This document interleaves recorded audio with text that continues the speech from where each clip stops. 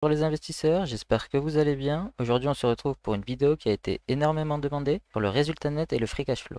Dans un premier temps, je définirai le résultat net et le free cash flow, puis je vais vous parler des différences qu'on peut retrouver, et enfin, je vais vous montrer à travers deux exemples le calcul et l'importance de regarder le free cash flow afin d'avoir une meilleure compréhension de ce qui s'est passé sur l'année. Je vous mettrai également en description les différentes parties de la vidéo, comme ça vous pourrez choisir les parties qui vous intéressent, mais je vous conseille, comme d'habitude, de regarder entièrement la vidéo pour avoir une compréhension globale du sujet. Alors maintenant, on va définir le résultat net et le free cash flow. Donc, le résultat net, lui, augmente à chaque produit enregistré, c'est-à-dire à chaque facture client établie pour la livraison d'un bien ou l'exécution d'une prestation de service, et diminue aussi à chaque charge enregistrée. Donc, une facture de fournisseur reçue, un bulletin de paye émis, une notation d'amortissement, etc. Et pour le free cash flow, lui, il est directement lié à l'augmentation ou à la diminution de la trésorerie. Donc le cash flow, lui, diminue à chaque flux de liquidité sortant et augmente à chaque flux de liquidité entrant. Alors pour la première différence, on peut la voir sur les ventes et les achats. Donc sur le résultat net, on peut voir que lui va augmenter ou diminuer indépendamment du paiement effectif, c'est-à-dire qu'il n'y a pas besoin que la facture soit payée pour que le résultat net augmente ou diminue en fonction de si c'est une facture donnée à l'entreprise ou si c'est une facture que l'entreprise a donnée pour se faire payer. Alors que pour le free cash flow, lui, la montée ou la descente du free cash flow aura lieu au moment du paiement effectif. Donc le cash va monter à l'encaissement d'une facture émise et baisse au paiement d'une facture fournisseur. Ensuite, la deuxième différence est sur les investissements. Sur le compte de résultat, l'investissement sera toujours étalé sur la durée, c'est ce qu'on appelle l'amortissement. Par exemple, si une entreprise automobile achète une machine pour faire des voitures à 100 000 euros, eh bien, elle va pouvoir l'amortir sur 10 ans. Et du coup, l'impact sur le compte de résultat, c'est que l'entreprise va enlever 10 000 euros sur le compte de résultat pendant 10 ans et non pas enlever 100 000 euros l'année où elle a acheté la machine. Alors que l'impact sur le cash, c'est que le flux de liquidité sortant, du coup correspondant au paiement de cette machine, sera enlevé directement. Par exemple, pour la même machine, sur le cash, on verra que le free cash flow, lui, diminuera de 100 000 euros, alors que sur le compte de résultat, ou du moins sur le résultat net, il diminuera que de 10 000 euros.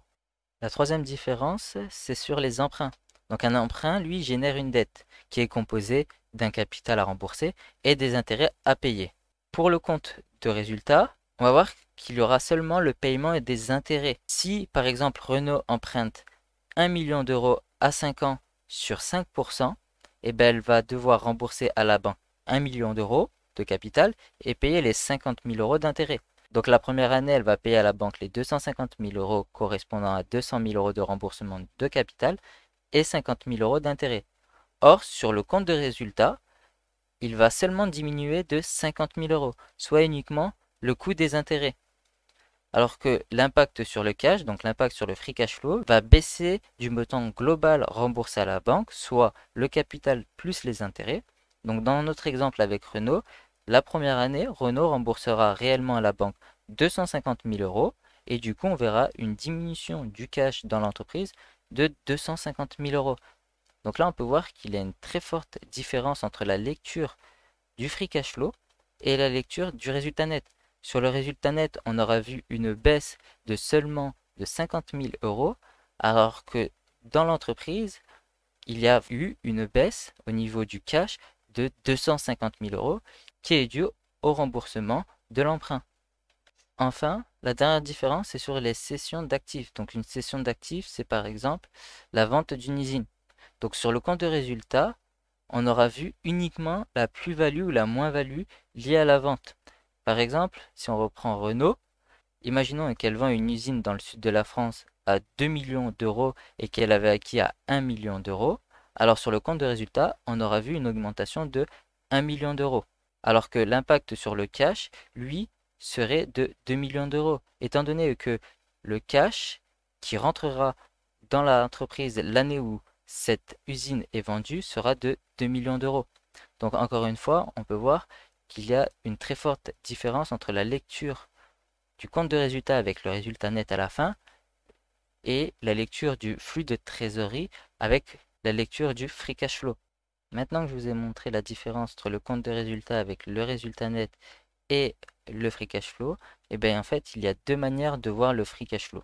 Soit tu regardes l'argent qu'elle a fait pendant l'année et tu soustrais tous les investissements qu'elle a fait la même année. Mais du coup, si une entreprise a fait de gros investissements cette année, et ben, tu vas avoir un petit free cash flow ou même un free cash flow négatif si elle a fait plus d'investissements que d'argent avec son activité, alors que l'entreprise en elle-même peut être très bonne. Soit tu regardes l'argent fait par le business de l'entreprise en enlevant les choses non récurrentes et tu soustrais cela aux investissements que l'entreprise a dû faire pour faire tourner le business pendant l'année. Et on ne compte pas les investissements non récurrents. Donc cela va permettre de voir la quantité de cash que produit le business de l'entreprise en enlevant les variables non récurrentes. Alors j'ai pris l'exemple du rapport 2021 de l'action Ruby, car j'ai eu énormément de demandes en dessous de cette vidéo pour expliquer la différence entre le résultat net et le free cash flow. Et je vais également prendre le rapport 2021 de LVMH pour comparer les deux. Je vous rappelle que j'ai fait l'analyse de l'action LVMH que vous pourrez voir après cette vidéo si vous le souhaitez. Donc pour calculer le bénéfice net par action de Ruby, c'est très simple. On fait bénéfice net divisé par le nombre d'actions en circulation, ou alors on peut retrouver le bénéfice net par action dans le compte de résultat tout en bas. Donc quand on compare le résultat net par action avec le dividende, on peut se dire que Ruby peut distribuer son dividende sans problème. Mais je rappelle que dans les résultats nets, il y a des factures qui ne sont pas encore encaissées. Donc Ruby n'a pas encore cet argent dans les caisses. Si on prend rapidement l'exemple de LVMH, en 2021, LVMH a un résultat net de 12 milliards d'euros. Et ils ont à peu près 500 millions d'actions en circulation. Donc LVMH a un bénéfice par action de 23,89 € pour un dividende de 10 euros. Ici aussi, on peut voir que LVMH peut payer son dividende sereinement si on se fie qu'au résultat net par action. Maintenant, quand on revient sur le rapport de Ruby, mais qu'on regarde le flux de trésorerie et qu'on calcule le free cash flow par action, il y a du coup les deux manières dites précédemment. Pour la première manière, le free cash flow est égal à 0,35 centimes par action. Je vous rappelle qu'à la différence du résultat net, le flux de trésorerie prend en compte seulement le cash qui rentre et qui sort de la trésorerie. Donc pour Ruby en 2021, il y a eu une entrée de cash par action inférieure à ce qu'elle a donné à ses actionnaires à travers un dividende. Du coup, si elle n'a pas fait assez d'argent en 2021, automatiquement elle a pris de l'argent de sa trésorerie pour payer le dividende. Cela n'est pas forcément rédhibitoire, mais le but de cette vidéo est bien d'expliquer que ce n'est pas parce que l'entreprise a un résultat net par action supérieur au dividende qu'elle arrive à distribuer en même temps un dividende et continuer de croître avec l'argent qu'elle a produit la même année. Car je me répète, mais c'est très important, c'est le free cash flow qui désigne le cash que l'entreprise gagne et non pas le résultat net, qui est une valeur comptable. Ensuite, pour la deuxième manière de regarder le free cash flow par action, on peut voir que Ruby a eu un free cash flow par action de 0,86 centimes, ce qui est toujours inférieur au dividende qu'elle paye. Pour ma part, je préfère utiliser cette manière de regarder le free cash flow car il permet de voir le cash que crée l'activité de l'entreprise sans éléments exceptionnels. Maintenant, on regarde le flux de trésorerie de l'activité LVMH et on peut voir que le free cash flow par action est pour la première manière bien inférieur au dividende que LVMH donne. Et cela est dû qu'il y a eu une forte incidence des acquisitions et des cessions des titres consolidés, mais on peut voir que cela n'est pas récurrent, étant donné qu'on ne le retrouve pas les autres années, par exemple.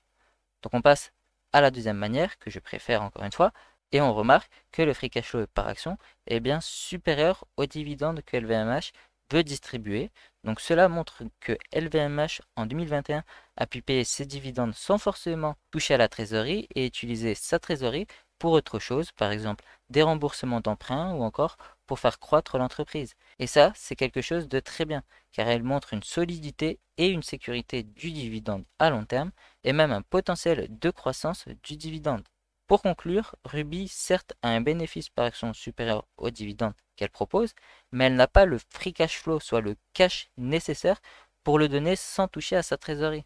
Donc, cette technique sur le long terme peut créer un ralentissement des dividendes, Car si elle continue à donner des dividendes supérieurs au cash qu'elle génère, elle va continuer à piocher dans la trésorerie et le jour où la trésorerie est vide, elle ne pourra plus donner de dividendes.